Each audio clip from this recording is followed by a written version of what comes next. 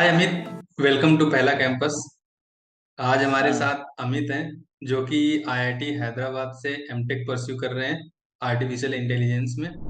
तो अमित, ऑडियंस को आप अपना एक ब्रीफ इंट्रोडक्शन दे दो। हेलो विक्रम भैया। First of all I want to thank you कि आपने मुझे ये अपॉर्चुनिटी दी कि आपके साथ मैं ये पॉडकास्ट कर सकूं। तो hello everyone, my name is Amit Kumar Singh. I am from Delhi. My family originally हेल्स from Sultanpur, Uttar Pradesh, and I have done my bachelor's from the Department of Electronics and Communication Engineering from Bharati Vidyapeeth College of Engineering. Currently, I am pursuing my master's in the Department of Artificial Intelligence here at IIT Hyderabad, and I have secured an All India rank of 554 in GATE 2022, and I have also been selected in a government PSU Coal India Limited based on my GATE score. And talking about what I like and my hobbies, I like reading books, and also I have a passion for dancing. That's a small introduction from my side, Via. Great. So अपने थोड़ा schooling के बारे में बताओ कि कहाँ से schooling की थी और देन फिर इंजीनियरिंग का कैसे ख्याल आया।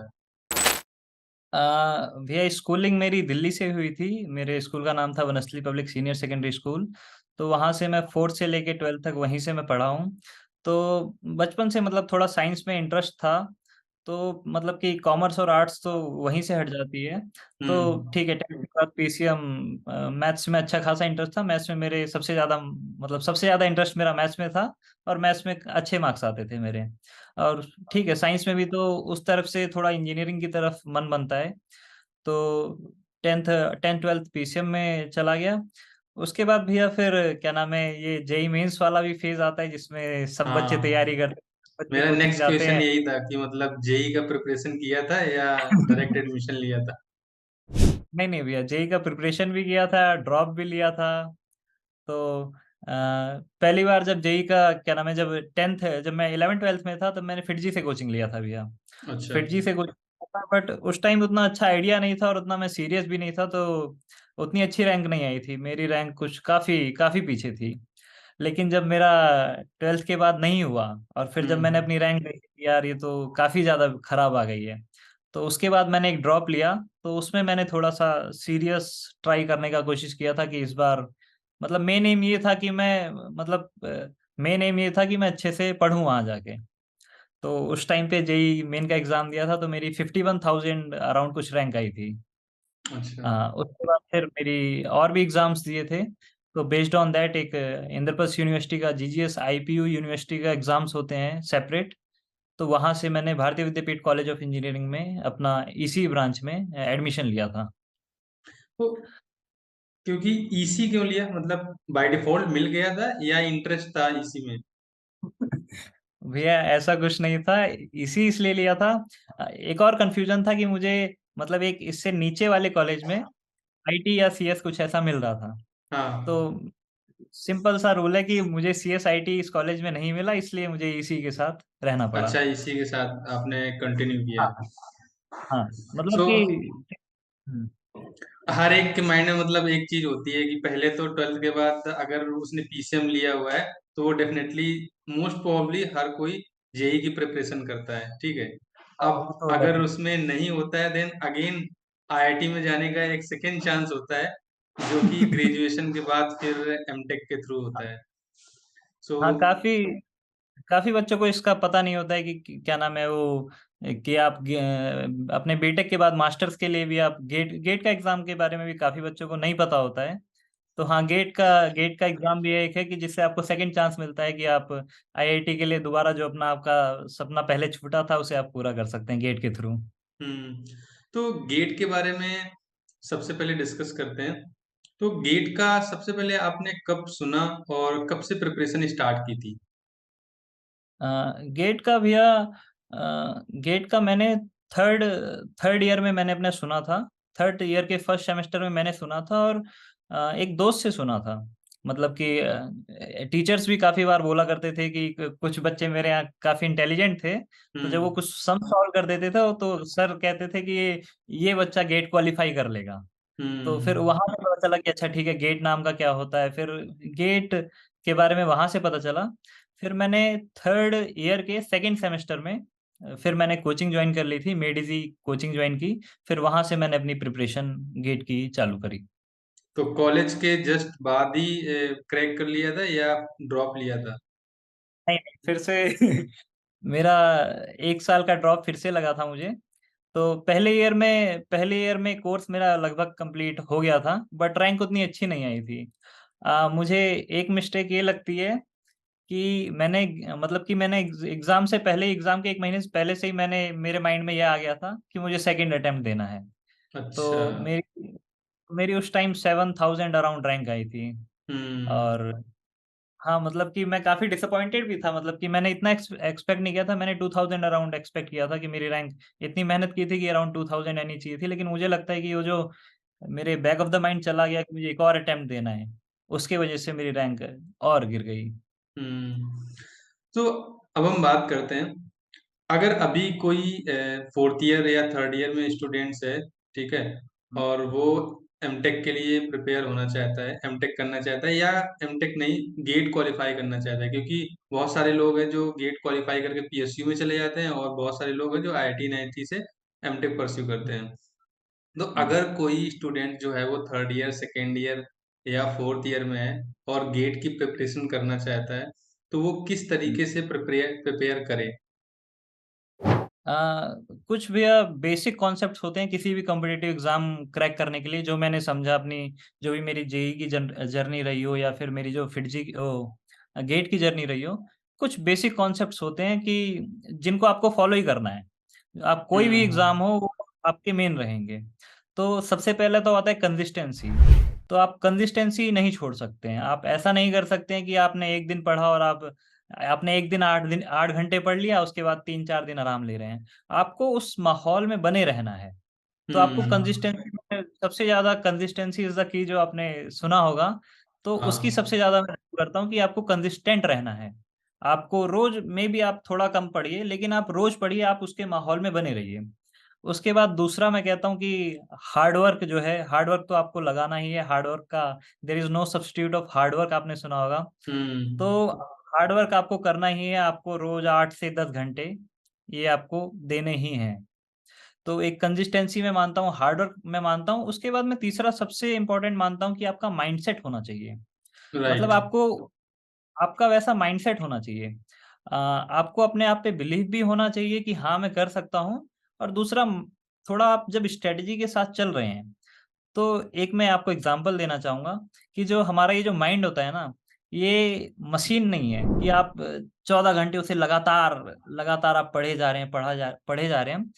तो इसमें क्या करना है आपको, जब आपका 1-2 घंटे बाद जो आप मतलब एग्जांपल लीजिए कि आपने अभी स्टार्ट करी पढ़ाई। तो 1-2 घंटे तक तो आपका माइंड खूब अच्छी एफिशिएंसी देगा। लेकिन 1-2 घंटे के बाद आपकी जो एफिशिएंसी होगी वो डिक्रीज हो जाएगी। तो ये आपको समझना पड़ेगा, आपको उसको जबरदस्ती नहीं करना है। जब आपकी एफिशिएंसी, क्या नाम है, डिक्रीज हो जाए, तब आपको उसको थोड़ा सा ब्रेक देना है। 5-10 मिनट का ब्रेक दीजिए। आप अपने चेयर से उठिए, जाइए घूम घाम के आइए, थोड़ा पानी पीजिए, वॉशरूम जाइए, एक गाना सुन लीजिए। उसके बाद आप हम्म। अगर 5 मिनट का ब्रेक दे देंगे, तो आपकी एफिशिएंसी फिर से वापस आ जाएगी। तो आप फिर से आके बैठिए, फिर से आप स्टार्ट करिए, फिर से आप 1-2 घंटे के लिए आपका मतलब आप फिर से अपनी वो कर सकते हैं। और ऐसा ही जैसे अभी मैं बता रहा हूँ कि 1-2 घंटे के लिए, वैसा ही डे के लिए भी है।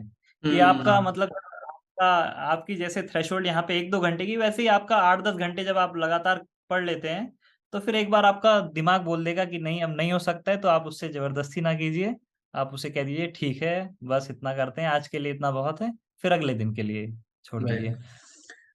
अच्छा, तो आपने, ब्रेक्स जो है, हाँ, ठीक है, आप मैं ये कहना कंटिन्यू चाहता करो। हूँ, ब्रेक्स का काफी इम्पोर्टेंस है। ब्रेक्स आप देते रहिए। आपका ये आवरली भी ब्रेक्स चलेंगे, आपका डेली भी ब्रेक्स चलेंगे। और ऐसा भी टाइम आएगा कि बच्चों को, जब मैं गेट की प्रिपरेशन कर रहा था, तो 10-15 दिन लगातार पढ़ने के बाद एक ऐसा फेज आता है कि आपका माइंड एकदम मतलब काम करना बंद हो जाता है। तो हम्म। मैं उस टाइम पे कहना चाहूंगा कि आप उस दिन एक दिन ब्रेक लीजिए, अच्छे से मूवी देखिए, मतलब जो करना है आपको करिए। आप मतलब पढ़ाई की टेंशन भूल जाइए। उसके फिर अगले दिन बाद फिर आप वो 10-15 दिन का गैप शुरू कर सकते हैं। फिर 10-15 दिन के लिए फिर से आप रेडी हैं। हम्म। सबसे पहले तो आप ये बताओ कि जब आपने प्रिपरेशन स्टार्ट की गेट की, मतलब कोचिंग जब आपने स्टार्ट की थी, उस टाइम पे आप कितना पढ़ते थे? आपका डेली शेड्यूल क्या होता था? डेली शेड्यूल मतलब स्टार्टिंग में तो ऐसा था कि स्टार्टिंग का मोस्टली टाइम जो था वो उसमें जाता था, क्लासेस अटेंड करने में जाता था। हम्म। मतलब कि स्टार्टिंग जो मेरी थी वो क्लासेस अटेंड करने में और स्ट्रेटजीज समझने में कि क्या स्ट्रेटजीज लगती हैं और मतलब कहाँ से पढ़ना चाहिए, कहाँ से नहीं पढ़ना चाहिए, और इन सब चीज़ों में मेरा टाइम ज़्यादा जाता था। और जहाँ तक है मैं रोज़ 6 घंटे में ट्राई करता था, लेकिन इनिशियली बड़ा मुश्किल हो पाता है। इनिशियली आप कॉलेज जा रहे हैं, आप मतलब एन्जॉयमेंट के मूड में हैं, फिर अचानक से हम्म। आप 6 घंटे लगातार बैठना, थोड़ा-सा वो उस टाइम पे लगता है। लेकिन आप जब एक बार धीरे-धीरे स्टार्ट कर देते हैं, फिर मेरे ख्याल से दूसरे-तीसरे महीने के बाद मतलब वो सिटिंग मतलब एक साथ 6 घंटे बैठना और वो सब, फिर आप यूज़्ड टू हो जाते हैं, उसके ज़ोन में रहने लगते हैं। तो धीरे-धीरे ज़ोन बनता है, ऐसा नहीं होता कि आप अचानक से मूवी देख के आए और फिर अचानक से पढ़ने लगे। हम्म। तो हुँ। अच्छा, क्या गेट के लिए कोचिंग करना मतलब कंपलसरी है? मैं मैं ये नहीं बोलूँगा कि गेट के लिए कोचिंग करना कंपल्सरी है, लेकिन आपकी काफ़ी ज़्यादा मदद हो जाती है कि आप अगर गेट की कोचिंग करते हैं। क्योंकि मुझे मेडिजी से काफ़ी हेल्प मिली है।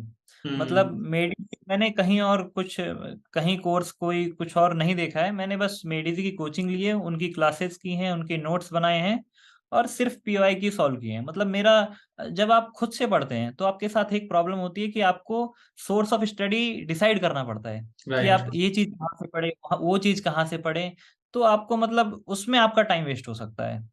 कि मतलब कि आपको एक चीज़ पढ़ेंगे फिर ये आपके हिसाब से नहीं बैठेगी या जो भी है, तो इसमें आपका टाइम वेस्ट हो सकता है। हाँ, मतलब बिना कोचिंग के भी बच्चे क्रैक करते हैं और होता है। लेकिन हाँ, अगर आप कोचिंग लेते हैं तो आपकी बिल्कुल हेल्प हो जाती है कोचिंग से और मेरी राइट। काफ़ी काफ़ी हेल्प होती है। अच्छा, ये आजकल ऑनलाइन और ऑफलाइन बहुत ज़्यादा चल रहा है। तो ऑनलाइन कोचिंग और ऑफलाइन कोचिंग में आपको क्या लगता है, कौन सी बेटर रहती हैं और क्यों करनी चाहिए? देखिए, दोनों के ही प्रोज़ हैं, दोनों के ही कॉन्स हैं। कुछ बच्चे ऑफ़लाइन के लिए इसलिए जाते हैं कि उन्हें एनवायरनमेंट मिलता है और क्या नाम है, वहाँ पे एक माहौल मिलता है और मतलब टीचर को देखते हैं तो थोड़ा-सा मोटिवेशन आता है। और बाकी ऑनलाइन के ये फ़ायदे हैं कि आपको कहीं जाना नहीं है। हुँ। आपको अपने घर पे बैठना है और उसमें ये भी फ़ायदा होता है कि आपको रिकॉर्डिंग भी मिल जाती है, तो आप अपने हिसाब से मैनिपुलेट कर सकते हैं। तो पर्सनली मुझसे पूछेंगे कि मुझे क्या प्रेफ़र है, तो मुझे ऑनलाइन ज़्यादा प्रेफ़र है। क्योंकि मेडिजी जब मैंने स्टार्टिंग की थी कोचिंग की, तो मेरी कोचिंग ऑफ़लाइन थी। लेकिन उसके 2 ही महीने बाद कोविड आ गया था, तो सारा हुँ। ऑनलाइन में तो फिर मतलब मैंने ऑफ़लाइन भी गया, मैं 2 महीने ऑनलाइन भी किया मैंने। तो मुझे जो पता चला कि मतलब ऑफ़लाइन ऑफ़लाइन जाने में मुझे ऑनलाइन ज़्यादा अच्छी लगी। कि उसमें अच्छा। आपके पास फ्लेक्सिबिलिटी रहती है कि आप कभी भी देख सकते हैं और क्या नाम है रिकॉर्डिंग भी मिल जाती है। आप बार-बार भी देख सकते हैं, इसका भी एक फ़ायदा है। और आपका टाइम वेस्ट नहीं होता जो आप क्या नाम है यहाँ से उठेंगे, तैयार होंगे, फिर सेंटर के लिए जाएँगे, उसमें भी जो आपका टाइम वेस्ट होता है, तो वो भी नहीं होगा। हुँ।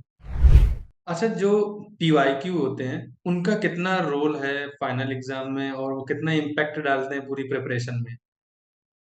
मेरे हिसाब से उनका मतलब ये समझ लीजिए कि उनका 50% या 60% से ऊपर उनका रोल है।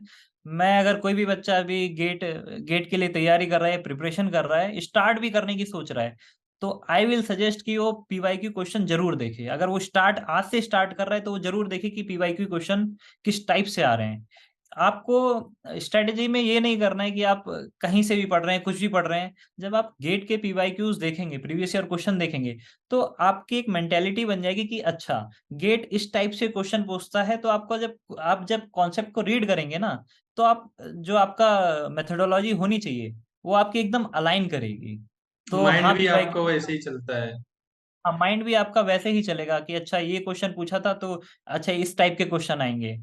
तो पीवाईक्यूज का काफी ज्यादा रोल है। अगर कोई बच्चा प्रिपरेशन कर रहा है तो वो स्टार्टिंग से ही पीवाईक्यू लगाना ना, अगर उससे स्टार्टिंग में लग नहीं रहे हैं तो कम से कम उन्हें पढ़ना तो जरूर स्टार्ट कर दें। हम्म। गेट पीवाईक्यूज मैंने मतलब मेरे पास 2 किताबें थी और उसमें पूरी भरी हुई थी वो। उसमें मतलब उसमें स्ट्रेटेजी ये होती है पीवाईक्यूज की कि जो इजी क्वेश्चन होते हैं, मतलब आपने एक बुक खरीदिएगा गेट पीवाईक्यू की। उसके बाद जो आप ट्राई कीजिए, क्वेश्चन अटेम्प्ट कीजिए।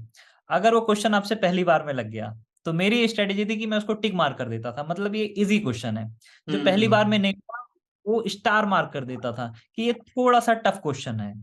तो ऐसे ही जब मैं 1-2 बार कर लेता था तो सब पे टिक और स्टार बन जाते थे, तो मुझे पता चल जाता था कि ये इजी क्वेश्चन है, इन पे ज्यादा ध्यान नहीं देना है, इन पे कम ध्यान देना है। और जिस पे जितना ज्यादा स्टार है मुझे उसको उतना ज्यादा प्रैक्टिस करना है। उसके बाद कुछ टाइम बाद ऐसा होगा कि जो आपके स्टार हैं वो भी टिक बन जाएंगे, वो भी आपको आने राइट। लगेंगे। तो ये प्रोग्रेस बनेगी और आपको जो पहले क्वेश्चन नहीं आ रहे थे वो अब आने लगेंगे। राइट। अच्छा, जो नोट्स होते थे, जैसे मेडी जी आपने ज्वाइन किया था, तो मेडी जी के जो नोट्स होते थे उसी को आप फॉलो करते थे या अपने खुद के नोट्स बनाते थे? आ, मतलब कि टीचर जो पढ़ाते थे तो वो नोट्स लिखवाते थे, तो हाँ मतलब कि उन्हीं के नोट्स मैंने फॉलो किए हैं। लेकिन ये भी स्ट्रेटेजी आती है कि एक रिवीजन भी एक काफी अच्छा एक्सपेक्ट होता है, मतलब एक स्ट्रेटेजी का कि हम्म। रिवीजन आपका मस्ट है। अगर आप रिवीजन नहीं करेंगे, पढ़ते जा रहे हैं, रिवीजन नहीं कर रहे हैं तो आप सब भूल जाएंगे। ये मतलब रिवीजन भी वीकली चलता है, फिर मंथली चलता है। तो आपको ऐसा करना है कि जो आपकी एक इतनी मोटी नोटबुक होगी जिसमें आपके सारे नोट्स लिखे होंगे, आपके लेक्चर 1 से लेके लेक्चर 40 तक के, उसमें सब कुछ जो जो टीचर ने पढ़ाया वो सब कुछ आपके नोट्स में लिखा होगा। लेकिन हम्म। आपको उसको बार बार रिवाइज नहीं करना है। आप उसको एक बार रिवाइज करें, उसके बाद एक छोटा सा शॉर्ट नोट्स बना लें। मतलब कि आप उन 40 लेक्चर्स की एक समरी हो जाएगी आपके पास, करीब आप 2-4 पेजों में बना लें, जिसमें आप टॉपिक लिख दें और सब टॉपिक लिख दें बस। उसके बाद जब आप रिवीजन करने बैठे तो आपको शॉर्ट नोट से करना है, क्योंकि अगर आप क्या नाम है बिग नोट से करेंगे, पहली बार और दूसरी बार बिग नोट से कर लीजिए, एक बार गो थ्रू हो जाइए। लेकिन अगर बार बार रिवीजन कर रहे हैं तो आप शॉर्ट शॉर्ट नोट को उठाएंगे, बिग नोट्स को नहीं उठाएंगे, क्योंकि अगर आप वो 40 लेक्चर वाली नोटबुक उठाएंगे तो आपको करीब 3 से 4 घंटे एक सब्जेक्ट को रिवाइज करने में लग जाएगा। हम्म। और तो आपको अगर बार बार, और गेट ऐसा एग्जाम है कि आपको बार बार रिवीजन वो मांगता है, वो उसके लिए आपको बार बार रिवाइज करना पड़ेगा। आप शॉर्ट नोट से रिवाइज करें, और वो जो आपकी 40 लेक्चर्स की नोटबुक है उसको आप करीब 5 पेज में लिख लें। और बस ऐसे मतलब टॉपिक्स पढ़ते जाएं और अपने दिमाग के अंदर चलाते जाएं कि बिग नोट्स में क्या लिखा था। तो हाँ। आपके कॉन्सेप्ट सारे रिवाइज होते जाएंगे।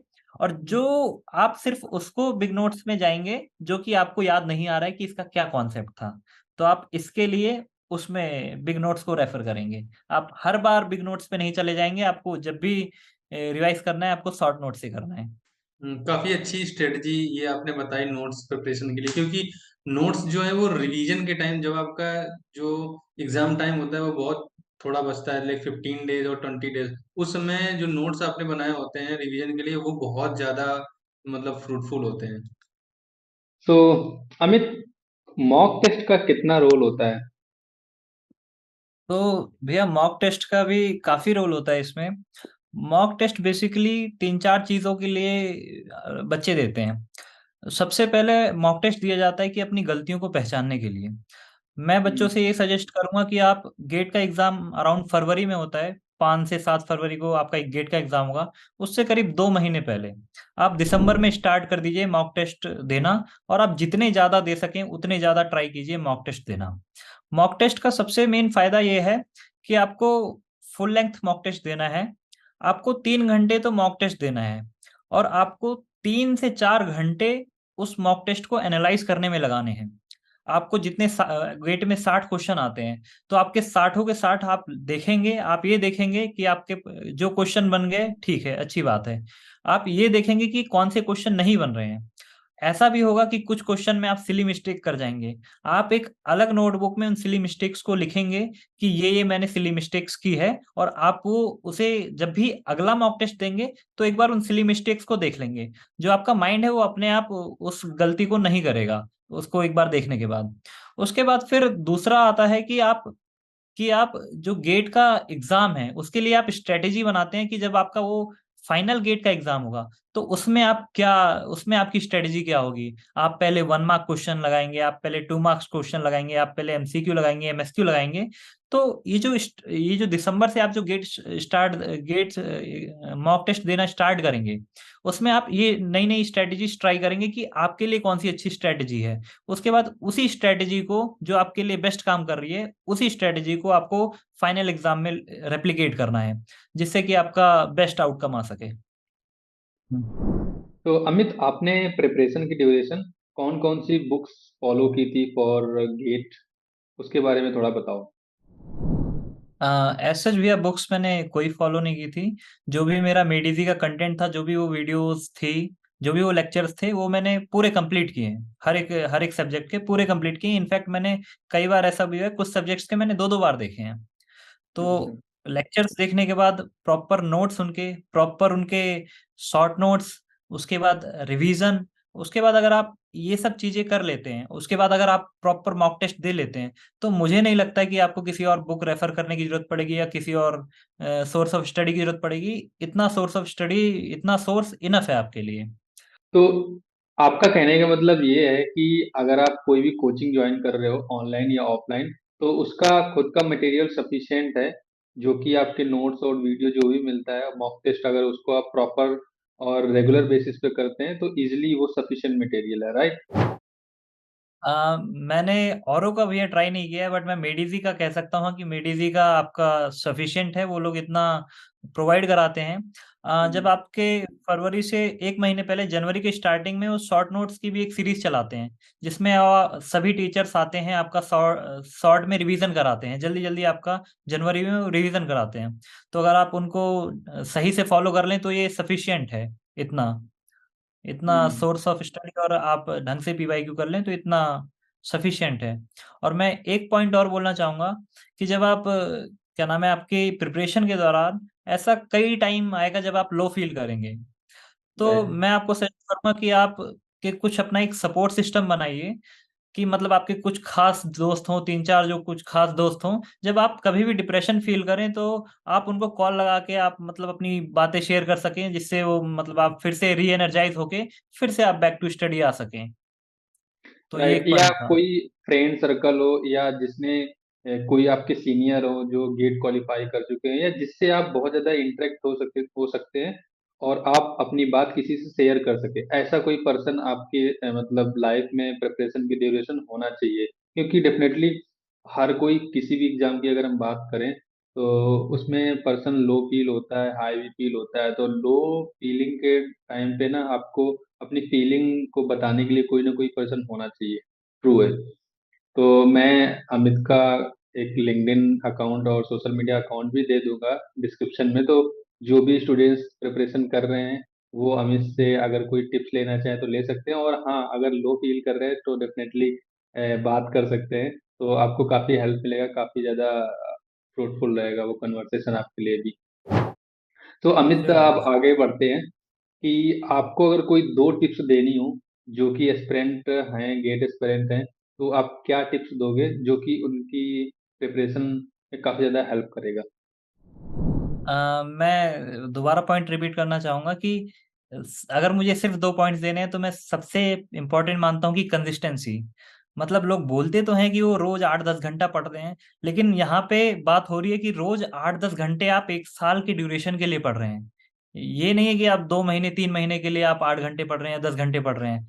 अगर आप कंसिस्टेंसी को मेंटेन कर पा रहे हैं करीब 7 महीने, 8 महीने, 10 महीने के लिए, और आप 8 घंटे पढ़ पा रहे हैं, तो इतना इनफ है। तो पहली चीज है कंसिस्टेंसी, दूसरी चीज है हार्ड वर्क। आपको हार्ड वर्क का कोई सब्स्टिट्यूट नहीं है, आपको मेहनत करनी पड़ेगी। आपके लिए कोई और मेहनत नहीं करेगा, आपको ही करनी पड़ेगी। तो ये 2 पॉइंट्स है मेरी तरफ से। ये तो एकदम ट्रू है कि मेहनत तो खुद को ही करनी पड़ती है, राइट। तो अमित, जब आप गेट क्वालिफाई करते हो ना, तो आपने भी गेट क्वालिफाई किया और काफी अच्छी रैंक लाई, ठीक है।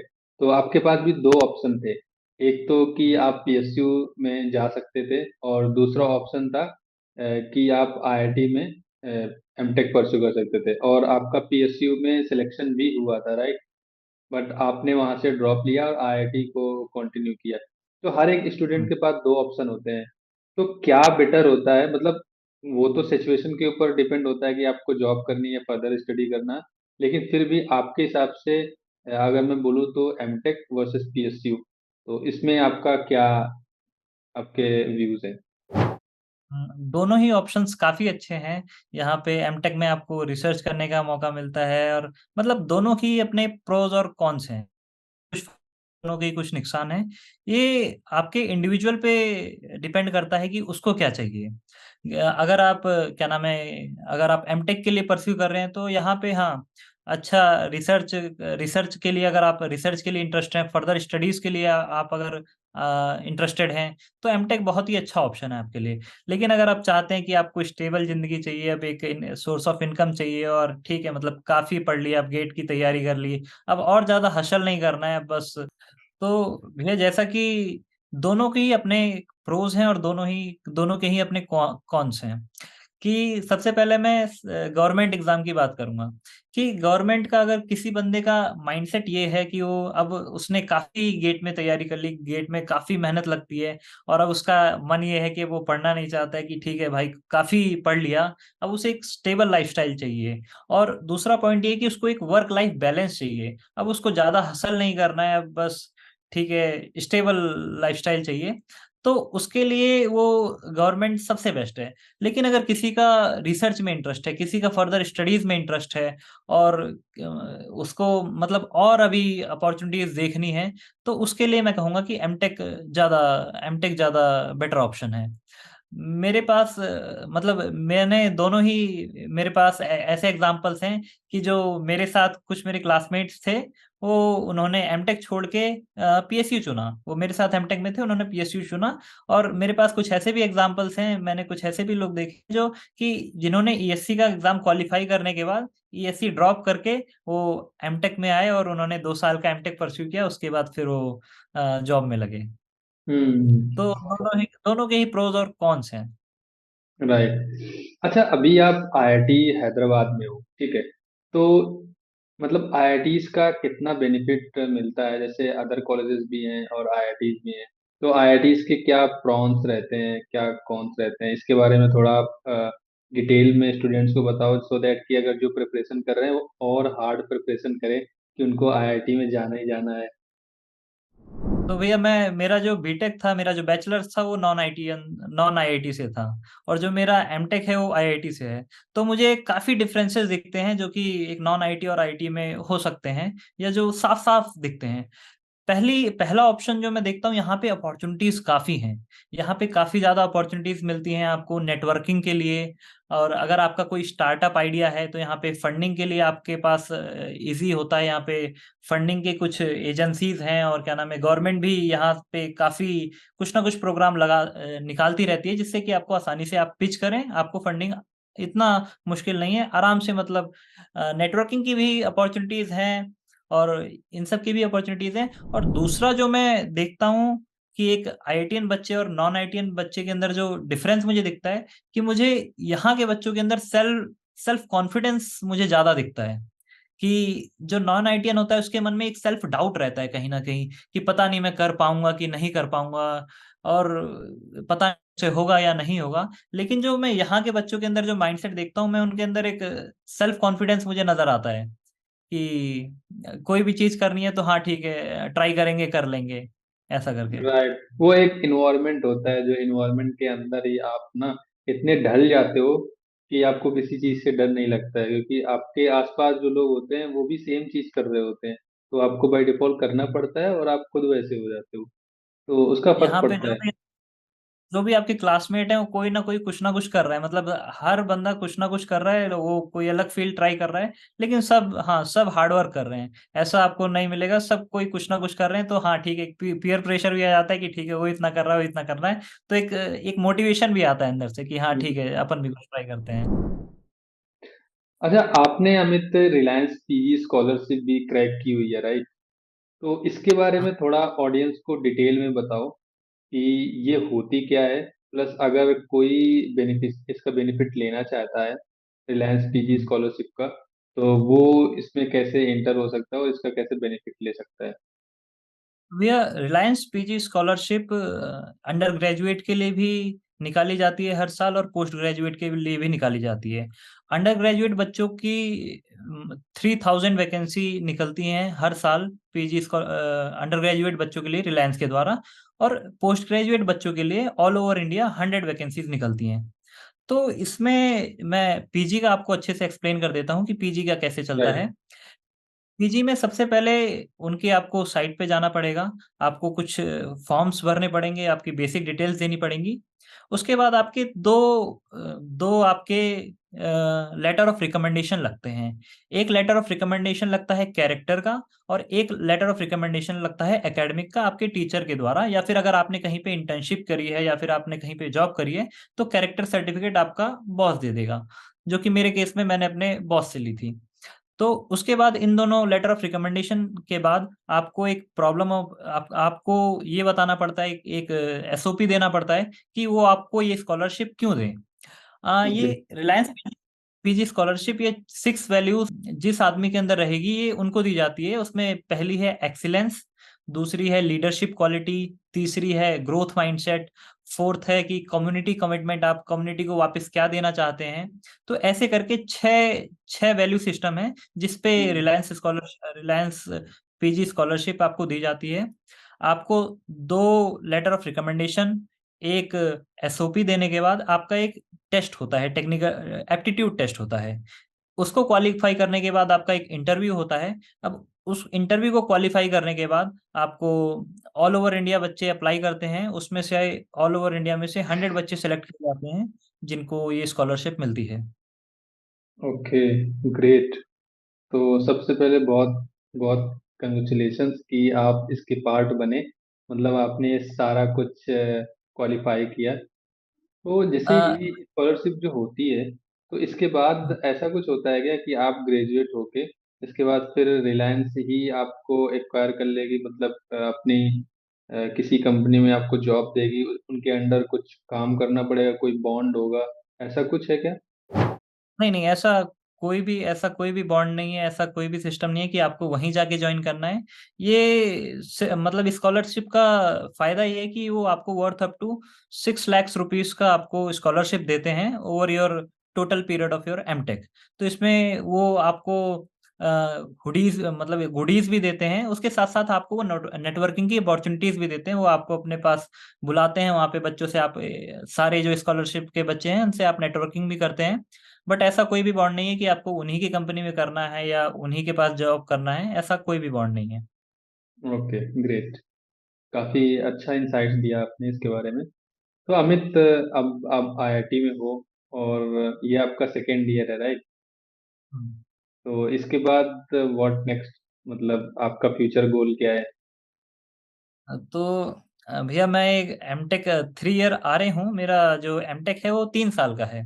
तो अच्छा। मतलब 2 टाइप के एमटेक होते हैं, एक टीए होता है, एक आरए होता है। तो टीए में फर्स्ट ईयर में आपको सारा एकेडमिक्स करना होता है, सेकेंड ईयर में आपकी थीसिस होती है, और सेकेंड हम्म। ईयर के स्टार्टिंग में ही आपकी प्लेसमेंट्स भी होती हैं। लेकिन 3 ईयर के केस में क्या होता है कि आपका स्टार्टिंग से आपको रिसर्च में घुस जाना पड़ता है। तो आपकी मतलब तीनों साल रिसर्च चलेगी, उसके साथ पैरेलली आपका एकेडमिक्स भी चलता रहेगा, और थर्ड ईयर के फर्स्ट सेमेस्टर में आपकी प्लेसमेंट्स या जो भी है। तो अभी तो मैंने कुछ डिसाइड नहीं किया है, 2-3 ऑप्शन है मेरे पास कि प्लेसमेंट में जाना है। एक मन थोड़ा सा ये भी है कि फर्दर स्टडीज के लिए मतलब पीएचडी करने का भी थोड़ा सा मन है, बट अभी मैंने डिसाइड नहीं किया है। तो होपफुली कि इस ईयर के एंड में मैं डिसाइड कर लूँ कि पीएचडी के लिए जाना है कि प्लेसमेंट्स के लिए जाना है कि। हम्म। ओके। तो thank you so much Amit for coming here, और बहुत बहुत आपको best of luck for future. Thank you for having me. Means it was a good experience for me. Thank you for having me. Yeah. Thank you.